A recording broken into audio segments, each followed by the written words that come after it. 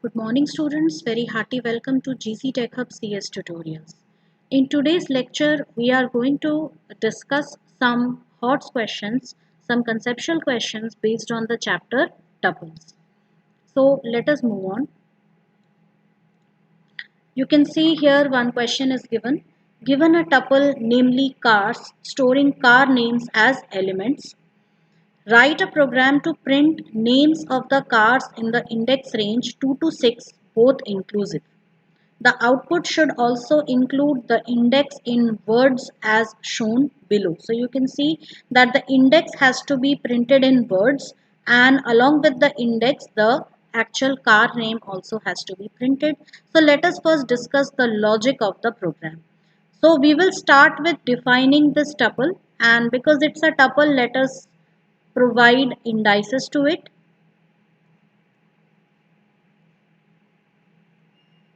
Now you can see write a program to print the names of cars in the index range 2 to 6, both inclusive.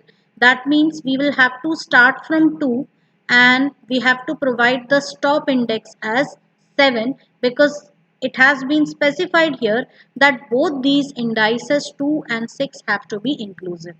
That means we will start from 2 and we will end at 6, and 7 will be exclusive. So normally if we had used tuple slicing, we can do it, but that will only give us the names of the cars, not the indices. So for accessing the indices, we have to write a short program. So the program would be somewhat like this.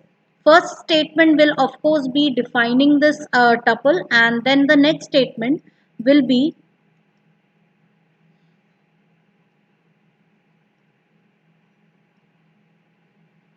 for I in range. We will start from 2 and we will end at 7. Print. Now because we also need to print these values, that is print the index in the form of 1 and 2.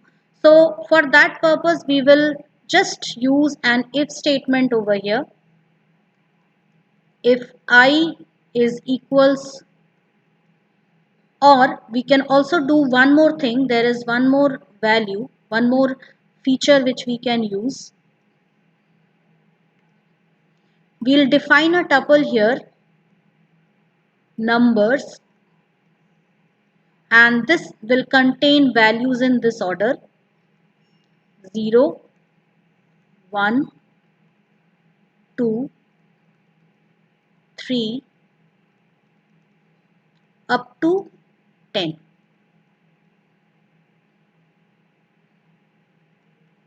Let's take the values up to 10, or we can take it up to 8 also, because we don't need any further index over here, index value. So our last index we are going to set uh, as 8. So here 0 will have index 0, 1, 2, 3, and this will be 8. So we can simply write here print numbers I. Now because I is what? It is the number here, that is, it is the index. Now the I starts from 2 over here. So I will have these values 2, 3, 4, 5, 6. So numbers I is going to be what?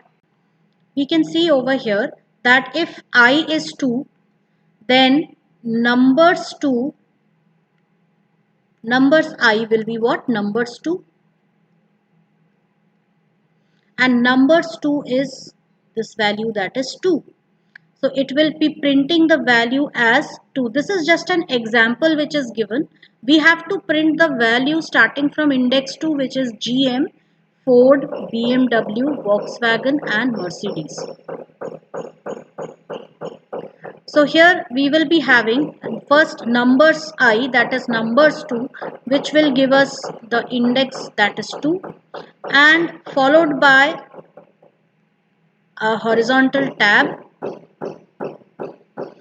and after that we will be having the value from this tuple, and let us name this tuple as cars, so it would be cars I. Now cars I is going to be what? Cars 2, which will be equal to gm, so it will be 2 gm. Then next time it will be 3, so numbers 3, that is 3, and cars 3, that is 4. The next time it will be 4, so 4 will be bmw, numbers I, that is numbers 4, that is 4, and cars 4, that is bmw, and same way 5 Volkswagen, 6 Mercedes will be printed. Okay, so let us do this program in the Python idle.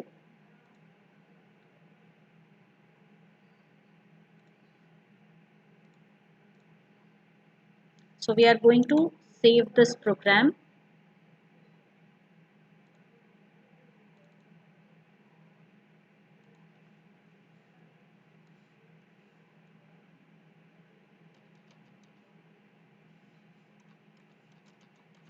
Cards and index.py. So firstly, we will be defining the tuples cars, and for that I need to see the code here.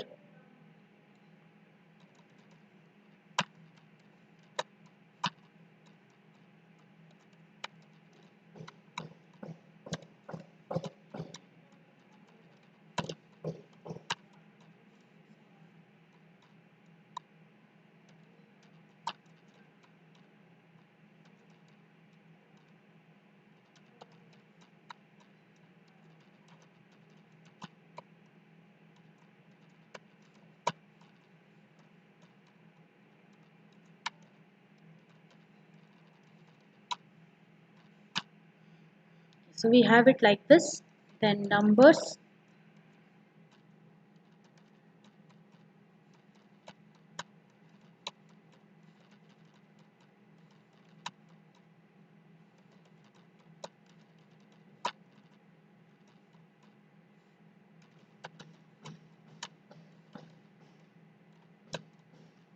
that's it.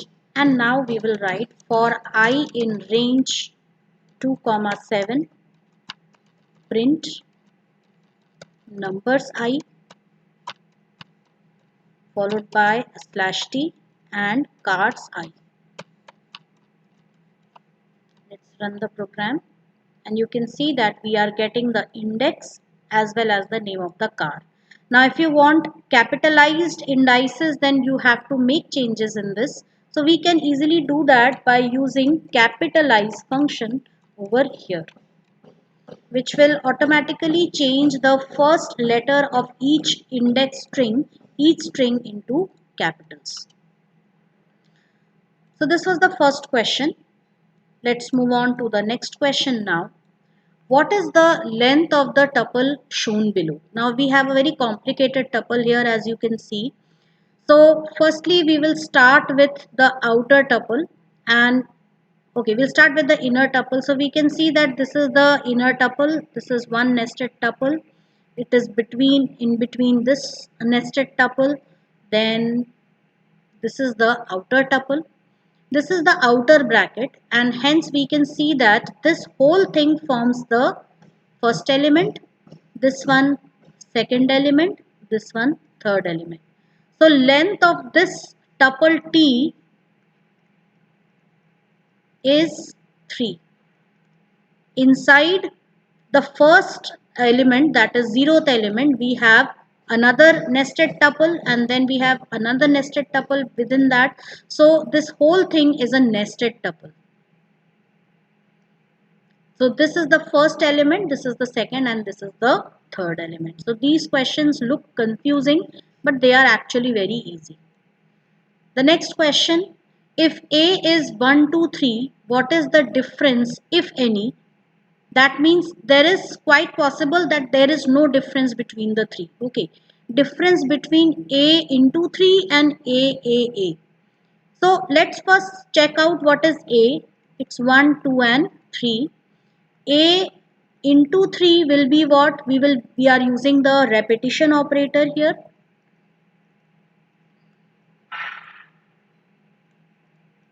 And it should give me the answer 1, 2, 3, 1, 2, 3 and 1, 2, 3. But what about this A comma A comma A? Now because A itself is a tuple, so this would be like this: 1, 2, 3, 1, 2, 3, 1, 2, 3. So the difference is this tuple, this output, it gives a tuple which has total of 6 elements. Sorry, 9 elements.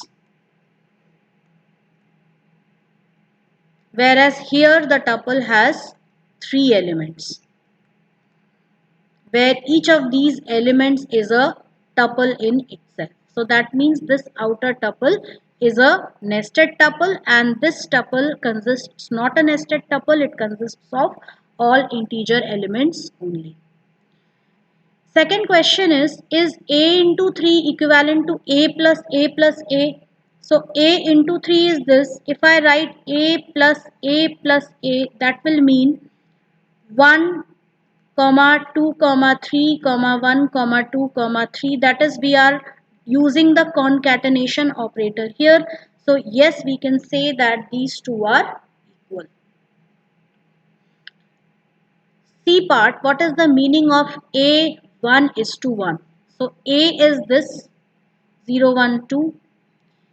A1 colon 1 list slicing is used, but we know that stop index is always skipped. So this list slice, this tuple slice will give us an empty tuple.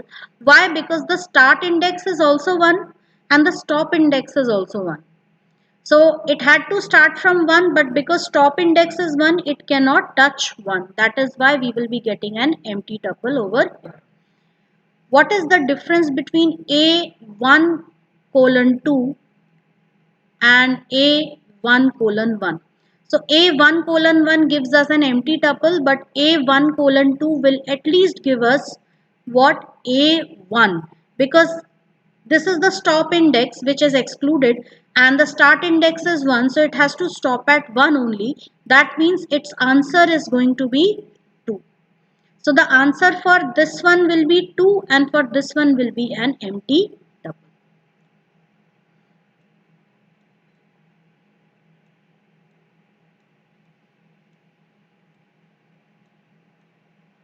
Next question, tuple equals, we have a tuple over here which consists of A, B, C, D and E.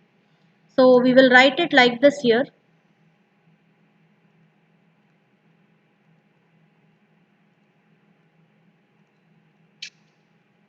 Zero, 1, 2, 3 and 4.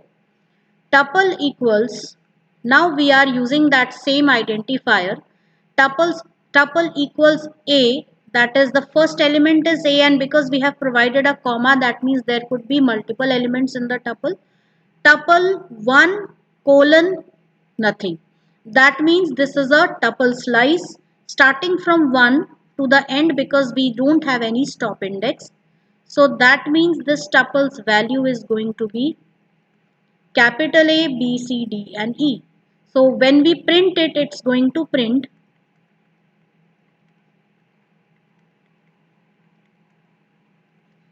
this will be the output. So such questions are always asked as 1 mark questions in the exam. Students, now we will be discussing one of the programming questions, and it's a very nice tricky programming questions at that. The first part of the question says, write a program that receives the index and returns the corresponding value.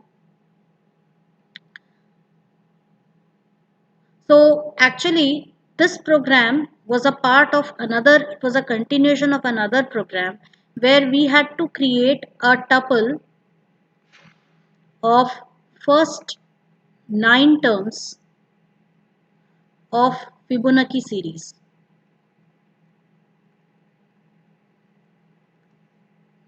Now first of all, what is Fibonacci series?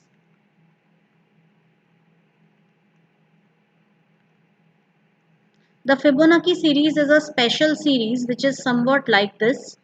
The first two terms are always 0 and 1, and starting from the third term, every term is going to be the sum of the previous two terms.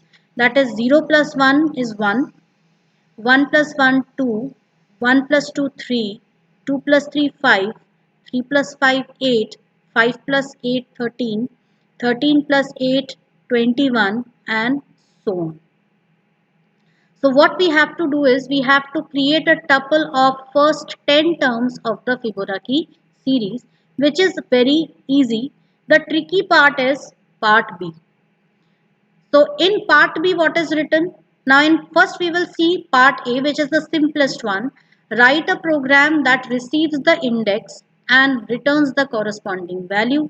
So first we need to create a tuple of first 9 terms of Fibonacci series, which we will be seeing directly in the Python shell.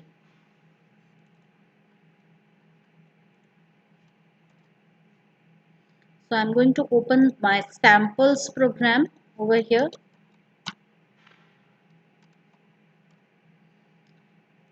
Now within this, first thing which we are going to do is create the tuple. Create the tuple containing first 9 terms of Fibonacci series. So that would be like this, I'm just naming the tuple as fib, and it should be like this tuple. I've created a tuple. Now we will be taking x comma y equals 0 comma 1, that is the first two fixed values. And what we are going to do is we are going to add these values to the tuple. So you can also directly write it like this, that is fib equals x comma y. Now because two values are already there, we don't need to attach a comma after y. That was only in case when one value is added to the tuple. So first two values are already added. Now I want 9 minus 2, that is 7 more values. So I will take a variable I and I will just give it the value 3, because I have to run the loop for exactly 7 times more, that is 3 to 9. So for I in range, and if you want you can also directly start with the range function. 3 to, because 9 is the stop value, so I am giving 10 as the stop value over here. Z equals x plus y, which is the sum of the previous two terms, and this would be this would form the third, fourth, fifth, sixth, seventh, eighth, and ninth terms of the Fibonacci series. And instead of printing that, we will be just adding it to fib. So fib will be equal to fib plus z, and z would be written in this way. That is, z is a part of a tuple. So because we don't have any append function for tuple, so that is why we are creating, every time we will be creating a new tuple, and every time a new element is going to be added to the tuple. So this creates our Fibonacci series, and after this x comma y equals y comma z, because we also have to shift this, that is, if x 0 and 1, these are x and y and this is z, so next time this yz is going to be, this y will become x and this z will become y, and we will form the next term, that is 2, which will be the new z. So every time x and y have to be shifted to the next two elements. So we have written that over here, and now we will simply print fib and check whether our tuple is created or not. So we can see that all 9 elements of the tuple are already created. Now based on this, the first part of the question, write a program that receives the index and returns the corresponding value. So receives the index, it will mean that, let me first copy this tuple from here. So this is the tuple which I have created, and these are the indices. Now if the user gives the index 4, then the program should return the actual Fibonacci term, that is 3. If the user gives the index 2, it should return the actual Fibonacci term, that is 1. So this is quite straightforward. That is, simply we are going to ask for the index from the user, enter the index, and simply return fib index. So instead of writing it this way, I can write fib index, and for index let me take the value this way.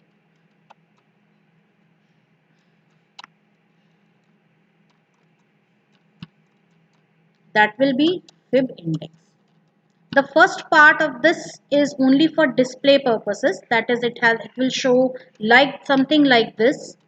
That is fib index value 4, that will be 3, fib index value 2, that will be 1. So this way the output should be displayed, right? So here we have this. Let us print it. Enter the index. So if I enter the index 2, we can see that we get the value 1. If we enter the index 3, we get the value 2.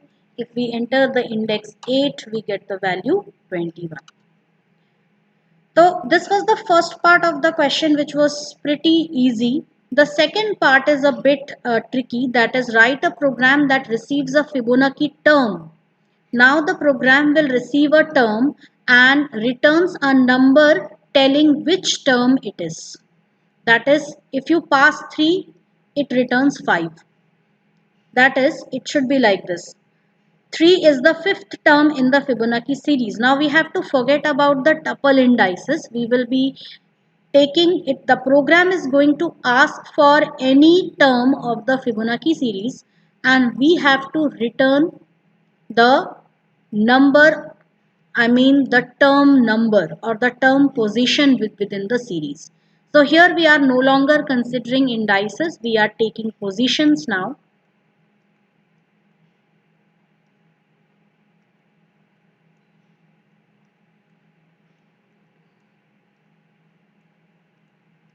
And our list is never ending, so that's why it's not necessary that our list user is going to enter only values up to 21. So it is up to infinity, whichever value is given. So we are not going to form any tuple over here. We have to use some serious programming right here. So what can we do to do it? So what we will be doing is we will be keeping track of the elements, right? If the user is providing the element, like for example the element provided is 3, okay, so we are going to start from the first element and compare. Our program is going to generate the elements and compare it with the term given by the user. If suppose the term given by the user is 3 and it is stored in a variable term, and our element is generated within what, for the first two elements it is x and y, and then we have z, okay. So we will be keeping a track of the number of elements, like if it is x, our position is 1, if it is y, our position is 2, and if it is z, it should be 3 onwards. So we can set the position over here, right? So position will return these positions, and these are the terms. So if this term somehow exceeds, I mean if our term somehow exceeds, our z term somehow exceeds this term, that means we did not get the required value, okay. So that would be one exit point, and the second exit point is going to be if we get a term. So we are going to write a program here. Just watch very carefully. So here what we are going to do is, firstly we are going to ask for the term from the user. Enter the Fibonacci term. So the Fibonacci term is entered, and now after this we are going to see if term, let me write it like this, if term or first x and y equals 0 and 1, because we will be needing it later for generating z also. So if term is equal to x, that is if the term is 0, so we will print what? Position, or we can simply take a variable pos and we can write here position 1. L if term is equals to y, we will write pos equals 2. Else means now it is not the first or the second term, it can be anything after that. So we are going to take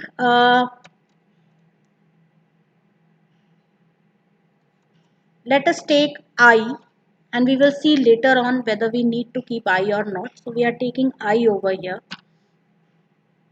and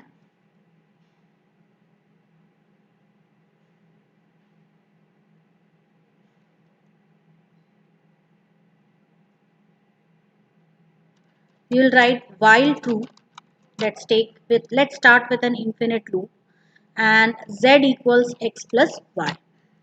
If this term is equals to z, if the term is equal to z, then set pos equals I and break the loop. That is, we already got the term in the list, so we don't need to search anymore. And in the beginning, let us set pos as none in case the term is not a Fibonacci series term. So if the term is equal to z, save I into pos and break. L if suppose z exceeds term, z is greater than term, our z we have been means the z has been generated which is greater than that, or maybe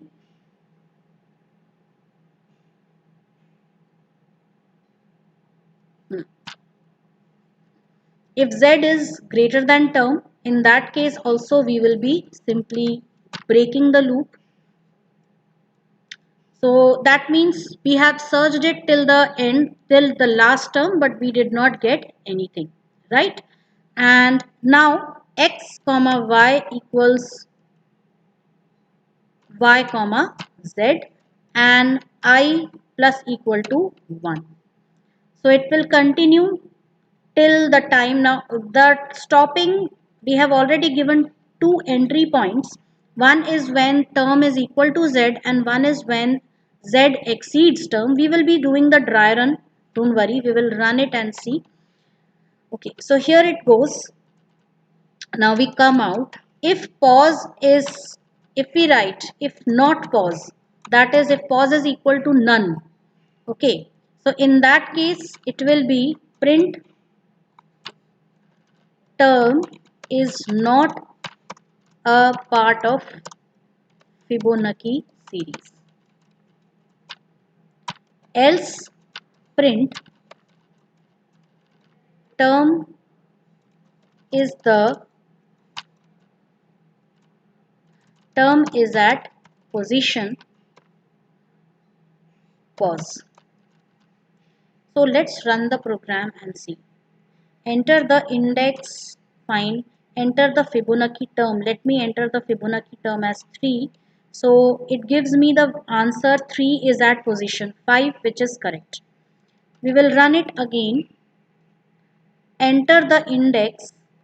So that is the first part of the question. So that is why we are just going to skip that like this. Enter the Fibonacci term. Let me enter 13. It gives me position 8. 1, 2, 3, 4, 5, 6, 7 and 8.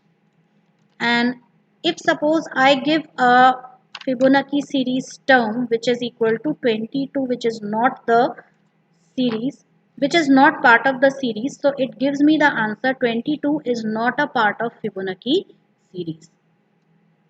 Let's also give another value which is within this, that is 12,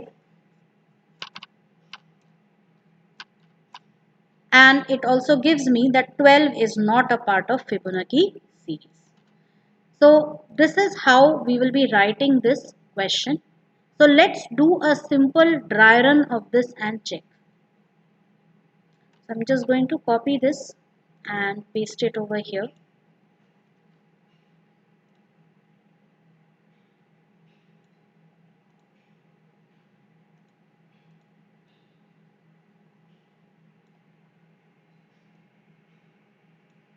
So first thing is, if suppose user gives the term as 3. So first it assigns pos equals none and x is equals to 0 and y is equals to 1 and z is nothing over there right now.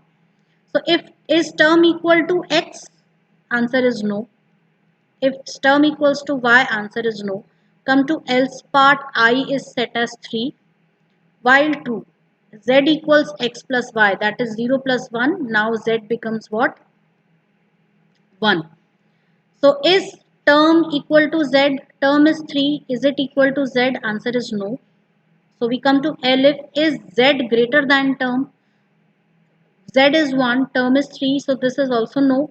So again these two conditions are false. So break won't be executed. X and y will be interchanged. So now x is going to be 1 and y is going to be 1.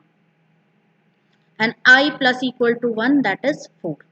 Now we again go back, z equals x plus y. So x plus y will be now 2 and so z will be equal to 2. So is term equal to z? Term is still 3 and they are not equal. So this is false. Is z greater than term? That is also false. Again interchange, x becomes y and y becomes z and I becomes 5. Again we go back, z equals x plus y, that is 1 plus 2, z becomes what? 3. So is term equal to z? Term is 3. Is it equal to z? Yes. So now here this condition is true. So pos equals I. So now pos will be equals to I, that is 5, and program will be exited. And when we come out of it, if not pos, this is not true, else part will be executed. That is term 3 is at position 5.